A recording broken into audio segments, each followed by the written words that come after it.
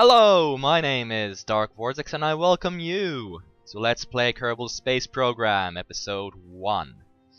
Today I'm going to start a brand new series, a brand new game on career mode. I played the 0.22 version of this game on career mode before with the old science system where you were able to science spam. I've played it for a few hours, but I haven't touched the 0.23 version at all. So this is my first time playing this version of the game, and I'm quite eager to see what happens. So let's start a new game. Start a new game. And player name Dark Vortex, or my shorter version DV or Tex, and let's choose our flag. Dark Vortex logo. Accept, and career mode. Let's start the game. Okay, yes, I have a few mods installed, so I'm gonna load the KSP Interstellar tree. Yes, I have the Interstellar mod installed, I have Kethane mod, I have KW Rocketry, B9 Aerospace, and a few other mods I'm not really sure about. I don't remember all of my mods. I simply went mod crazy when I downloaded them and installed them, so it's gonna be a surprise for me too to find out what mods I have installed. But now it is time to start our space program and recruit a few new Kerbals, since I don't want to sacrifice our main Kerbals, our heroes, on these first flights, which might be more or less successful. And oh, assigned and lost? Yes. This apparently shows all the Kerbals you have assigned to missions and lost during the game. But thankfully don't have any yet. So time to start our space program and our first flight. And I'm gonna just move this up there, unlock and size. Okay, move that up there out of the way. Perfect. Now, time to start building our rocket. So, since we don't really have that many parts in the beginning, I am going to probably have to start with the basic command pod and basic propulsion and see how high we'll be able to go with this limited science. Oh, come on. Come on now. Yes, that's how. So, 200 hours of Kerbal Space Program, and I do not know how to select parts. Oh well. There, let's move that up there, and just tweak it over there. Take our parachutes before I forget it completely. I actually, the old games, I forgot the parachutes from a few flights and ended up crashing down and killing my Kerbals. Oh, and apparently this has ammonia tanks, which I don't know what they are, but let's just take one of these, or two of these, or three of these. I don't know how many it takes. Let's take these liquid fuel tanks and put them on. Let's put a few more before we put the engine on. There. 4 should do it. 4 should do it. And then the engine. And let's move this up. And I heard that you can use solid rocket boosters as the couplers. Okay, let's first put our science system on. This is post commentary. I actually tried to record live commentary, but I screwed up the recording. It did not record, so I'm trying to patch this up with my post commentary. So, I heard that you can use these solid rocket boosters as separatrons or decouplers, so I'm gonna try that. So I'm gonna put this here under the main engine and attach these to the sides, and let's see what happens. Let's see what happens. Okay, so that is a pretty adequate rocket, I'd say. Pretty adequate rocket. And we have our science. We don't have really anything else here we can put on. But we have our science equipment. And let's change Jebediah out of here and let's sacrifice Barim Kerbal. You will be our guinea pig for this first magnificent flight. Let's name the vessel or the rocket, let's name it EXP Mark 1. Yes, for experimental Mark 1. And it is our first space rocket. Yeah. I'm pretty sure it's Well, actually, I'm not sure at all. It might be able to reach space. Oh, yes. Before we launch, we have to put our parachutes in a different stage, so we don't use it right in the beginning. I've done that a few times before, and it's pretty annoying. Okay, so now the game is loading, and there we are on the launch pad and ready for new adventures or disasters. Okay, it's standing pretty stably there, and Barum looks pretty sane still. So he's gonna take a crew report, and no, we have limited electricity, so we're just gonna reset this. And we're going to just launch in a little bit. Let's just see my fuel. I like to see my fuel every time, and just let's disable everything unnecessary. We don't need a fuel. So here we go. Up we go, and whoa, we are going fast. No, 3 or 4 rocket boosters are overheating. They're overheating, and boom, they're gone. They're gone. One solid rocket booster, and we are still accelerating pretty quickly. And I'm trying to... No. I thought maybe I should start burning the main rocket, but then I thought no. Here I actually tried to start burning off the solid rocket booster, but it did not work. It didn't start overheating quickly enough. And the higher we go, the less likely it will overheat. So we're just we're just losing speed here, slowly but surely.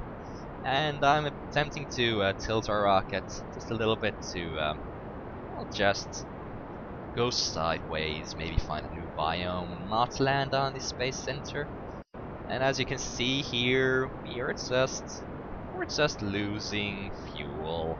We're losing fuel and getting no power from it. So let's just take some crew reports from here, transmit them down, and we're at least gaining electric charge, so there's some use for that engine.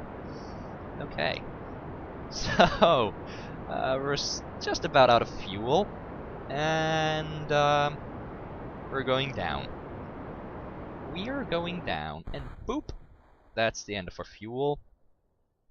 And we're really going down. Wow. So 30 kilometers up, and that's about it. And we're right over the space center. Oh well. Oh well. Oh, there you can see the island. On the island you can see the runway down there. And Baron looks pretty happy still. He's not smiling that much. Yeah, he's smiling a bit. He's not worried at all. He is very confident that we will make it. We will in fact make it to ground safely. Hopefully with an intact rocket. Okay. Oh yes, thanks to Ferrum Aerospace Research, this rocket is actually handling pretty well. It's not just falling down like a brick. It's actually it has some lifting body characteristics, and it's once I'm using the SAS. The SAS is still trying to fight against the rotation downwards. So with that little torque, the command pod has, we're actually going sideways at a relatively quick speed. At maybe it's about a 45-degree angle. Oh wow! Oh whoa! We're really going sideways here, and we're really killing our vertical velocity. We're really killing our... Yes! Thanks to Ferrum Aerospace Research, you can see that the once we go sideways like this and against a big surface against the direction of motion. I'm sorry, I'm bad with these physics terms as I'm not a physicist. But we have this huge body going against our velocity vector, I guess. And it's slowing us down quite quickly, and now we're only going 105 meters per second, and that's not just straight down, that is sideways. So maybe we're going maybe 70 meters per second, 60 meters per second downwards. and 40, 50 meters per second sideways. I'm not sure. Oh well. Oh, land. I'm gonna try to steer this towards the ocean, since I think we have a slightly higher survival chance if we land in the water than if we land on ground. So, look at this thing steering. I totally just turned it around. We're going in the direction we came from, 180 degrees, and we're still slowing down. Wow, this thing is amazing, and with that parachute slowing us down even more, it's working pretty well actually. And 600 meters. 500 meters, and yes! Oh, that, my friends, is most likely a successful landing. Yeah, now we're heading down. 11 meters per second. I think that's survivable. We might lose a few parts at the end of the rockets, but I think we'll survive that. Barham is not as sure. You can see his face down there. He looks slightly worried. But don't worry, my little green friend. You will survive. You will survive. Let's see. 50 meters. Okay, this looks like a nice soft landing. Oh, no. We totally lost all our parts except our command module, which it's okay. We didn't have any stuff there we needed. So let's EVA. Let's first take our crew report, and let's not transfer. We don't have enough electric power, so let's just store that data. EVA, and no, not take data. We'll take a surface sample. We'll keep that. Oh, 12 science. That's nice. Keep that data and EVA reports, and let's keep that as well.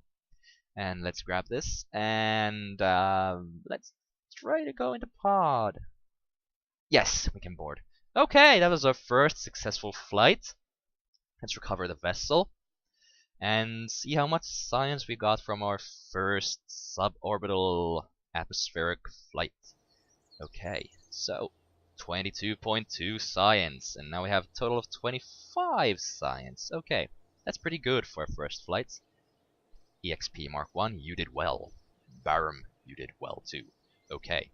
So, time to head over to our Research and Development Center to unlock those new technologies. Okay, Research 5 Science. We have quite a few parts. Some KW rocketry fuel tanks, solid rocket booster. We have decoupler. Yes, we have fuel tank, bigger one. Another decoupler. Mystery goo.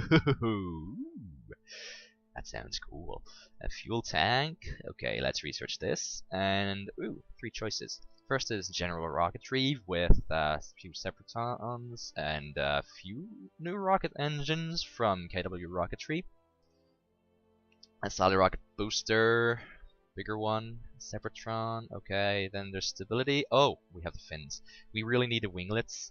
And decouplers, yes, I really think we might use the decouplers. And well, survivability has it has liquid.